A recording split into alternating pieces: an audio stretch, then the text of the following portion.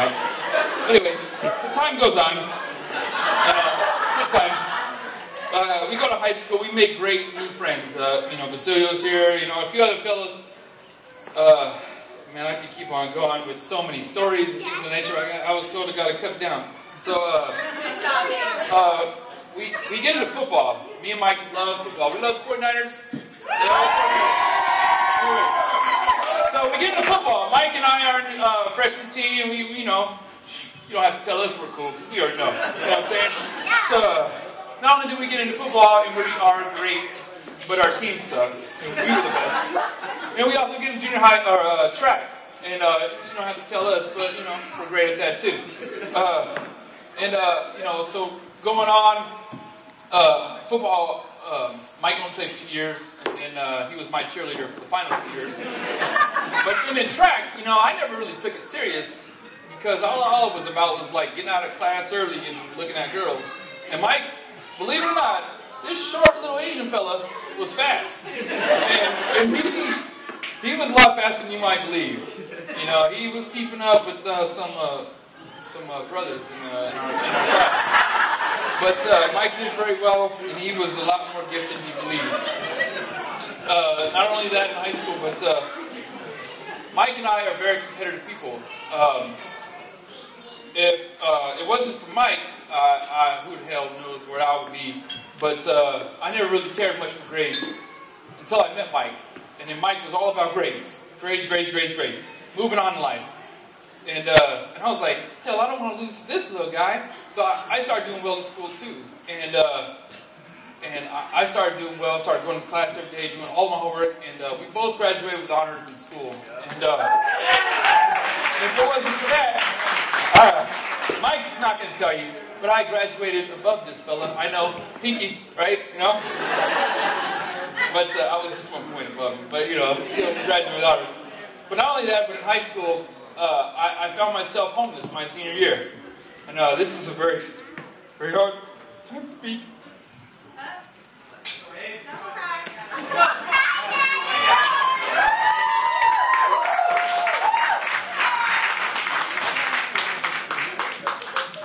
Oh, man. But I had nowhere to live. Look at me.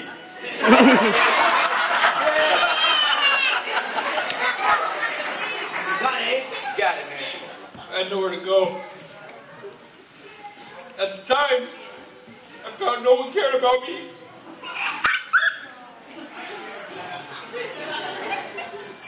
But Mike and his mom took care of me.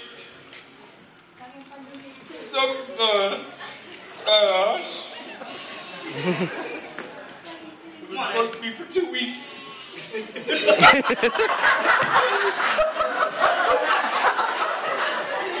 quickly turned into 6 months. So, I love Mike's mom.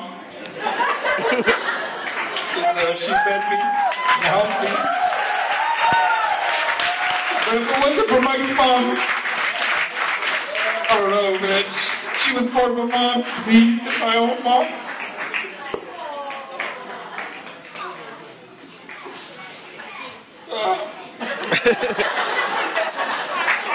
Sorry, my speech is kind of long.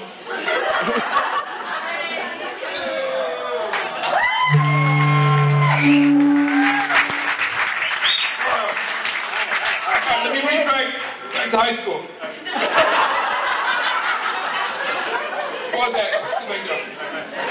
Where am I trying? Not only did I remember Kim in junior high, somehow or another, she found me again in high school.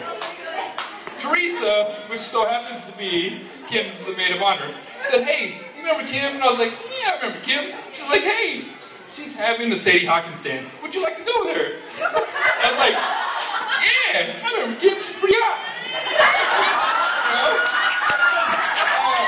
Keep in mind, I think I was a sophomore, maybe junior, I don't remember. Anyway, it's like, yeah. So, Kim calls, And we discussed, like, hey, what we're going to do? It's like, all right, let's, you figure it out, because, I'm picky. I don't remember.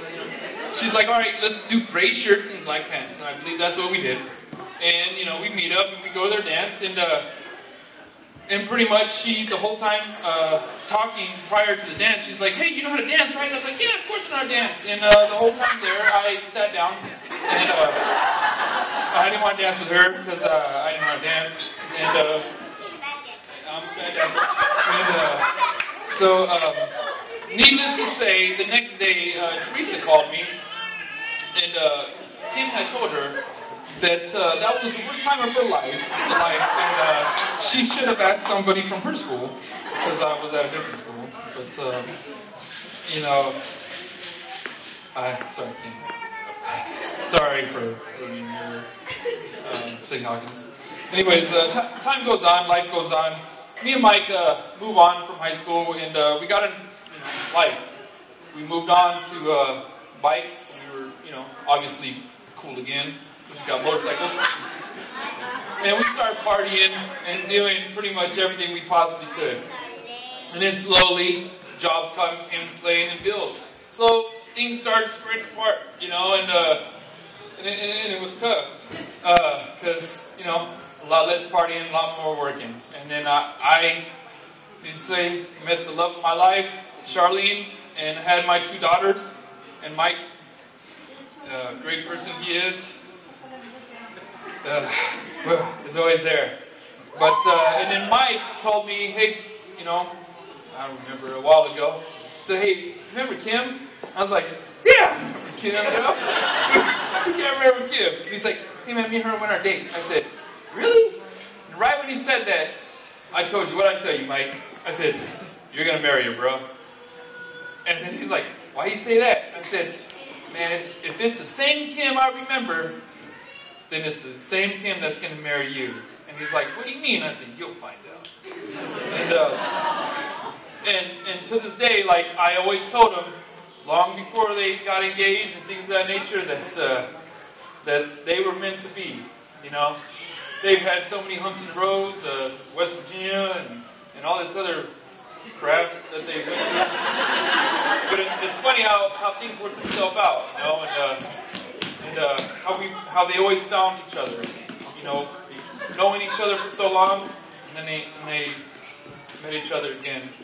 But one thing I do have to say about Mike is I don't know where I would be if it wasn't for Mike. Mike.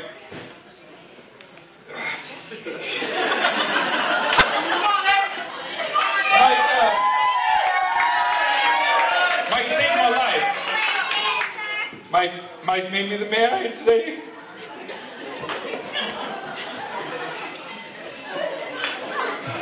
Kim?